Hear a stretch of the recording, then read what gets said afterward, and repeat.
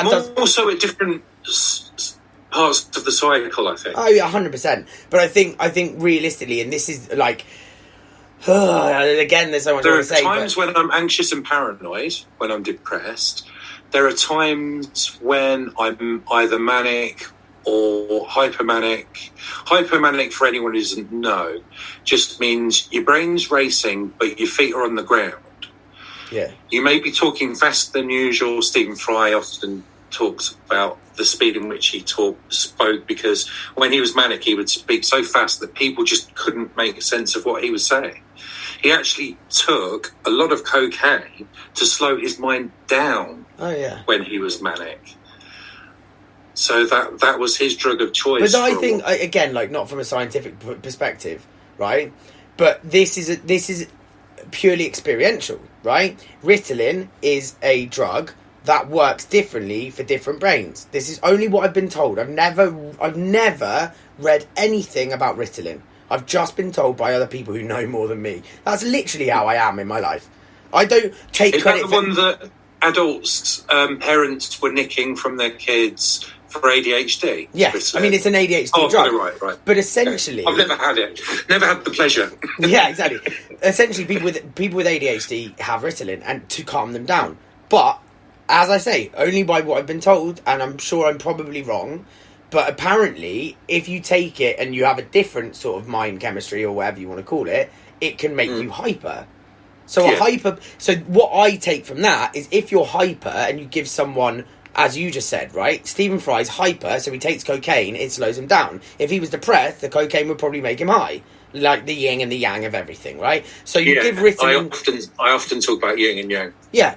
You look at someone with ADHD who's bouncing off the walls, with respect, right? It's just an analogy, okay? And then they take Ritalin to calm them down. But if you gave it to a normal person, in quotation marks, it would probably make them hyper. So different horses for different courses, essentially.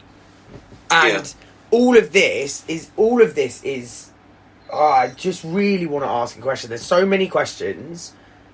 Questions that I want to ask. That's why I'm here. Yeah. I mean, as I said, like, we obviously had the conversation, and I said, like, I was going to ask you before, but then we actually said before, like, I'd rather just, like, gently get there, right? And this is just a question. So for anyone that's then going to turn around and tell me I'm wrong, or tell me I'm a nasty person, whatever, I am just here to debate.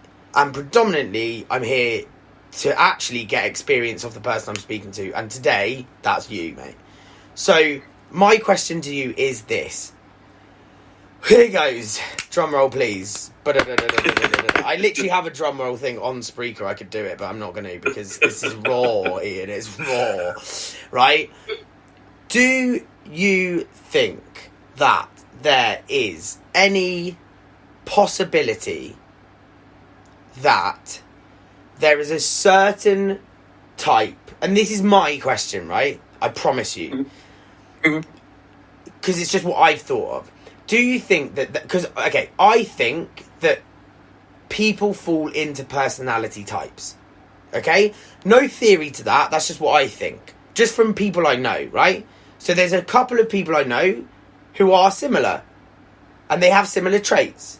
And there's other people that I know that have similar traits. I often, when I actually first went to school, I remember, because all of my oldest mates I've known since I was 4 years old. And then when I went to a new school, I was like, well, I need to find them in other people, right? And I literally remember seeing one of my mates.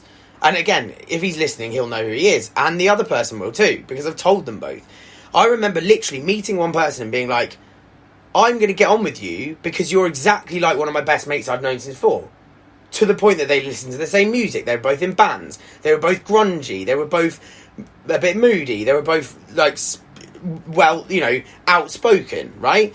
To me, that's a personality type, right? Which, whether learned or just natural, right? That is who that is, right? And you can put those things, or I could put those things together.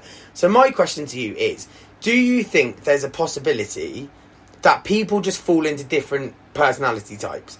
And all of the different mental illnesses are just born of being more sensitive or being more able to be susceptible to a certain mental illness. So that's not me asking, do you think mental illness is real, right? What I'm simply saying is, if you are prone to bipolarity, have you just had so much stress in your life that's caused you to have bipolar tendencies? Right? If I didn't have... No, because I inherited it from my dad. It's a genetic thing. But going back to the personality types, well, yeah, I know this for a fact, because one of the things that I covered at university was psychometrics, which I found fascinating, which was weird because most of the other students hated it. Basically, there's a guy called Belbin, and Belbin began to classify people based on their personality types. I've heard of him, yeah. Now, he was doing it in order to build teams and effective team working, because certain personality types are very good at some things but not so good at others. So in theory, if you've got a well-balanced team, you've got people whose positives offset the negatives of others. Now, I took my Belbin's personality type and found that, and it's not surprising really, because my stepdad was a total quality management consultant all the time I've known him. Worked for the Air Force and the Met Police and British Nuclear Fuel and Essex County Council, people like that, in team building and things. My personality type came out as shaper and plant. Now, the characteristics of shapers and plants are lots of ideas, very creative, often high IQ, although I've never tested mine, so I don't actually know what my IQ is. It's a blunt instrument when it comes to testing intelligence anyway. There's lots of reasons why, but it's complicated. Shapers and plants can be very confrontational. They have the ability to cause chaos, which is exactly why my psychiatrist said that I wouldn't be suitable for group therapy, because the temptation there would be to rip into people.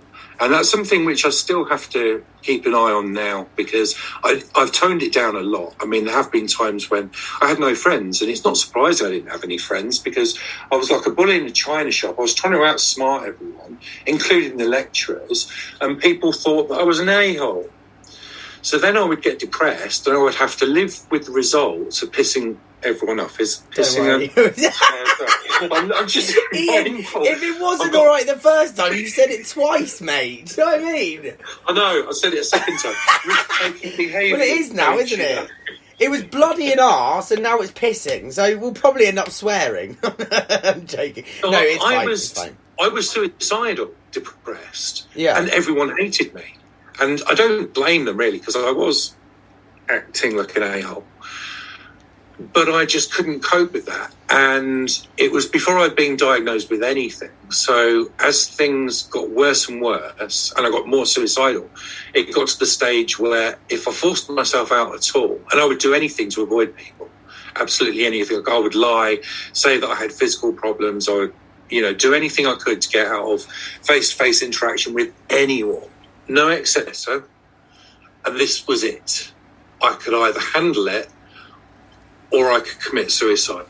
And I took a massive drug overdose. I took over 100 paracetamol with this notion that I would go to sleep and never wake up again.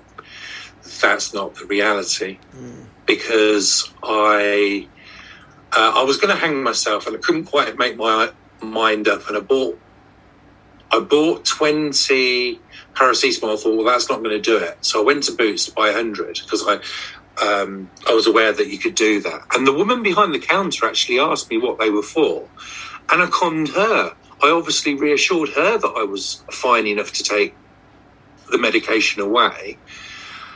I got home after a long walk, decided that I was going to die at home, went to sleep, woke up and was vomiting heavily. I was downing the pills with Cherry Aid, so the vomit was pink. And I've only just got to the stage where I can smell cherry aid without wanting to retch now. Now, my housemate, it was obvious that something was really wrong because I was just dry heaving for minutes and minutes and minutes after everything had been ejected from my stomach.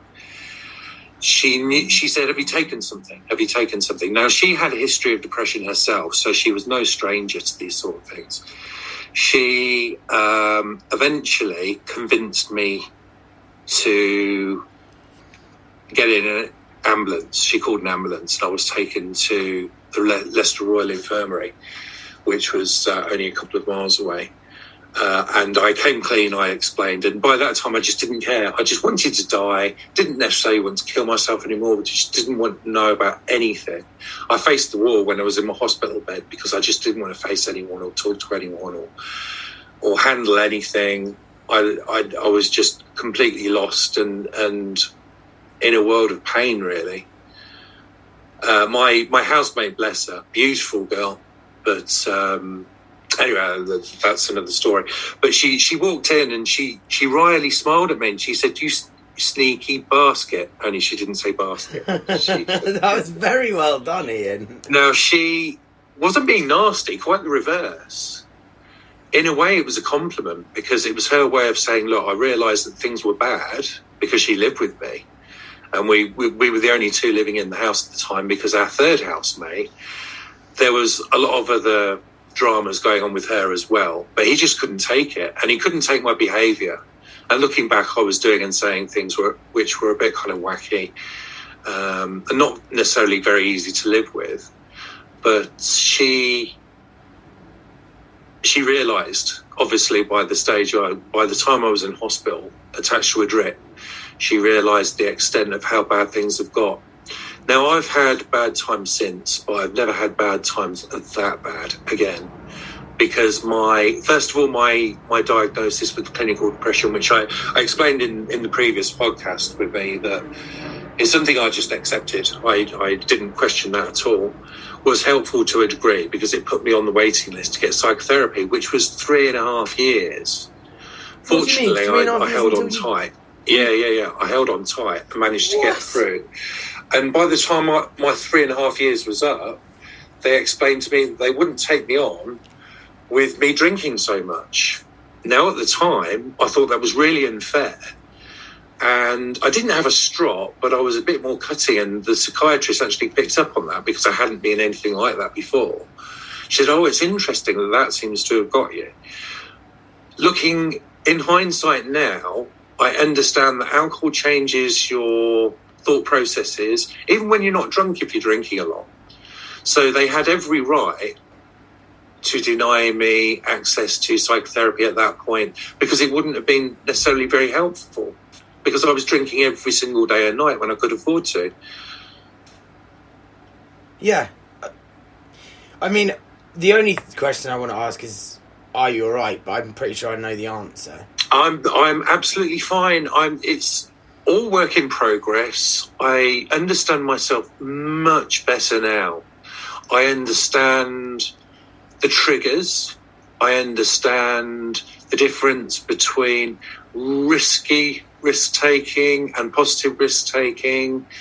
I have a lot of friends, a handful of which I love to bits. I would take a bullet for them.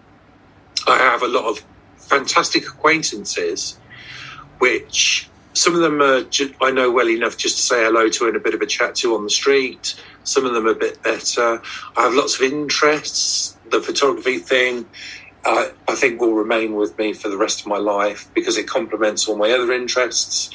You know, I like festivals and parties and clubbing and pubs, keeping bugs, art history. I mean, my interests just go on and on and on. So I'm in a very good place. My life's not ideal by any means. There are lots of things that there's still a lot of room for improvement, but I've got a much clearer idea of how to go about it now rather than just winging it between depressive episodes, because the annoying thing is, for me, is when my life's on track, for want of a better term, and I'm doing well and succeeding, getting good feedback or whatever, losing weight, getting more active, all the healthy good things, invariably it's just a matter of time before the cycle repeats.